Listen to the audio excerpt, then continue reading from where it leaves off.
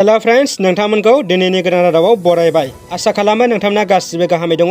दिनै नोंथांमोननि सेराव आं मोननैसो गोनांथार खौरां लाबोदों। अन्नानै नोंथांमोना भिडिअखौ जोबजासे नायलां आरो भिडिअखौ जागायनायनि सिगाङावनो आं नोंथांमोनखौ गुरै खावलायो, आंनि चेनेलाव गोदानब्ला अन्नानै चेनेलखौ साबस्क्राइब खालाम आरो भिडिअखौ लाइक खालाम। फैदो लोगोआव बिदिब्ला दिनैनि भिडिअखौ फारियै नायलांदोनि। गिबि रादाबाव दङ बलिउडनि सुपारस्टार सुशांत सिंह राजपुतनि थैनाया मैया 14 जुनाव 1 बोसोर आबुं जाबाय। बे समाव बिथांनि अनसायारिफ्रा बिथांखौ गोसोखांदों। बेनिनो नेरसोनथि महरै चिराङाव सासे लाइमोना 30,000 गाजोलजों सुशांत सिंह राजपुतनि गोमोथाव सावगारि बोना सेथि थैनाय सान फालिदों। 14 जुन खालारखालि अदेबानि समबाराव बलिउडनि मुंदांखा सुपारस्टार सुशांत सिंह राजपुतनि सेथि थैनाय सानजों लोब्बा लाखिनानै चिरां जिल्लानि बासुगाव सहरनि थागिबि त्रिपुरा मुलुगसोलोंसालिनि एम.कम जोबथा बोसोरनि फरायसा सौरभ मण्डलआ 30,000 फिन गाजोलजों बलिउडनि मुंदांखा सुपारस्टार सुशांत सिंह राजपुतनि सावगारि बोना मान बावो। त्रिपुरा मुलुगसोलोंसालिनि एम.कम आयदानि जोबथा बोसोरनि फरायसा सौरभ मण्डलआ कर'ना भाइरासनि लकडाउन समावबो ओरैनो न'आव जिरायना थायाबालानो प्लाइबर्डनि सायाव सानफ्रोमबो 5 घन्टा सम गाजोलजों सावगारि बोनानै समखौ बारहोदोंमोन। बलिउडनि मुंदांखा सुपारस्टार रुंसारि सुशांत सिंह राजपुतनि सावगारिखौबो 8 साननि गेजेराव गोबां नांथाब नाजानायनि गेजेरजों आबुं महर होनो हादों होननानै मण्डलआ फोरमायो। नैथि रादाबाव दङ बेंगालर बड' वेलफेयार एस'सिएशनआ कर'नानि बे थासारियाव गोरिब रायजो राजाफोरनि थाखाय गाहाम हाबा मावदों। गोरिब रायजो राजाफोरनि थाखाय जानाय लोंनाय आंखाल जानाय समाव माखासे जाग्रा लोंग्रा रेशन रानदों। बे रेशन राननाय हाबाफारिखौ 1 बिलियन लिटारेट फाउन्डेशन ट्रास्टनि हेफाजाबजों जथाय राननाय जादों होनना मिथिनो मोननाय जादों। थामथि रादाबाव दङ क'क्राझाराव बिटिआरनि सावस्रि बिफाननि मावफुं सोद्रोमा बिथां उरुकुमार देआ खौरांगिरि मेल खुंफुंदों।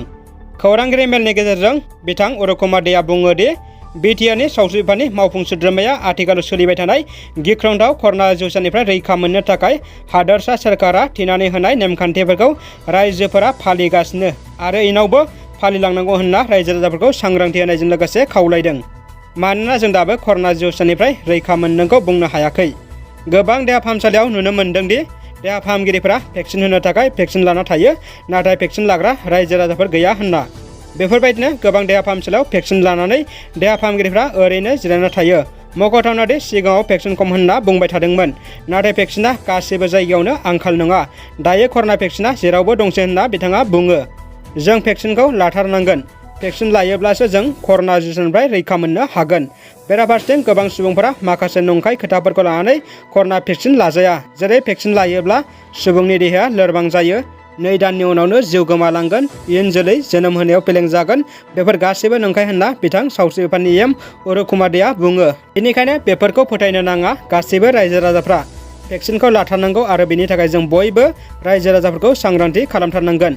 आसाम सोरखारनि बिथोन बायदि बिटिआर सावस्रि बिफाननिफ्राय गिबि खेबनि थाखाय कर'ना जिउसानिफ्राय रायजो राजाफोरखौ सांग्रांथि होनो थाखाय कर'ना जिउसानि सायावनो नोजोर बोनानै मोनसे सुंद' सावथुन दिहुननाय जादों, जाहाथे गासै रायजो राजाफ्रा बेखौ नायनानै एबा नुनानै सांग्रांथि जानो हायो होनना बिथां उरुकुमार देआ फोरमायथियो। ससियेल मिडियाआव गंसे न'आ फोसावजादों।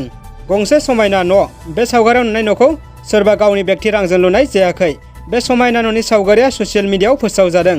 गोबाङानो साननो हागौ बेलाय माथो रादाब जाथाव होनना। बे न'नि सावगारिखौ डेपुटि कमिशनार इट्स गार' हिल्स फेसबुक पेजआव फोसावदों।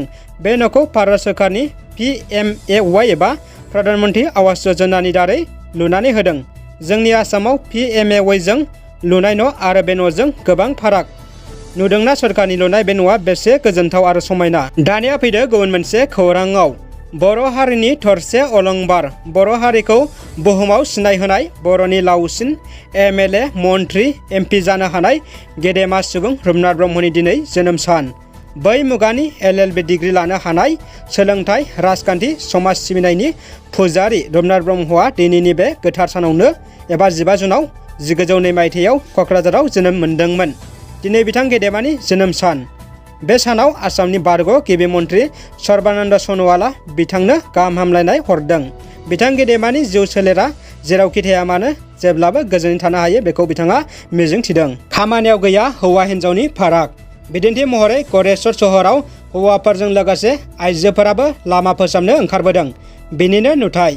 दैज्लां बोथोरनि समाव बोसोरफ्रोमबो दैज्लांनि एसे अखा हाब्लानो लामायाव आगान होनो हायै बिदि जानाय लामाखौ लानानै फाहामथाय होनो हौवाफोरजों लोगोसे आइजोफोराबो ओंखारबोदों। गरेस्वर सहरनि हुरुफुल सकियानिफ्राय बैरागि भाराजों फैनानै तामुलपुरसिम थांनाय लामाया दैज्लांनि एसे अखा हाब्लानो गाज्रि जानायखौ लानानै गरेस्वर सहरनि 1 नं वार्डनि थागिबि रायजो राजाफोरा दिनै फाहामथाय होनो हौवाफोरजों लोगोसे आइजोफोराबो ओंखारबोदों। गरेस्वर सहरनि 1 नं वार्डनि थागिबि रायजो राजाफोरा अजद होनाय बायदिब्ला गरेस्वरा गंसे सहर महरै गनायथि मोननायनि उनावबो दिनैसिमबो खुंथायगिरिया नोजोर होआखै होनना बुंदों। जायनि जाउनाव थागिबि सुबुंफोरजों लोगोसे गोबां सुबुंफोरा हुरुफुलसखियानिफ्राय बैरागि भाराजों फैनानै तामुलपुरसिम थांलाय फैलाय खालामनायाव गोबां जेंनाजों मोगा-मोगि जाबोदों होनना रायजो राजाफ्रा अजद होदों। दानिया फैदो जोबथा खौराङाव। गोदान बिटिआर सोरखारा रायजोनि जेंना जेंसि आरो जौगाथायाव मेंनाय गैयै खामानि मावनो नाजानायखौ नुनो मोन्दों। सा ओनसोलाव लोंग्रा दैनि आंखालखौ सुफुंनो लोंग्रा दै जगायदों। दानि बिटिआर सोरखारा खुंथाय गोहोआव फैनायनि खम समनि गेजेरावनो चिरां जिल्ला भारत भुटान सिमनायाव थानाय दादगारि हाथिसार ओनसोलनि रायजो राजाफोरनि थाखाय गोग्गो लोंग्रा दै जगायना होदों।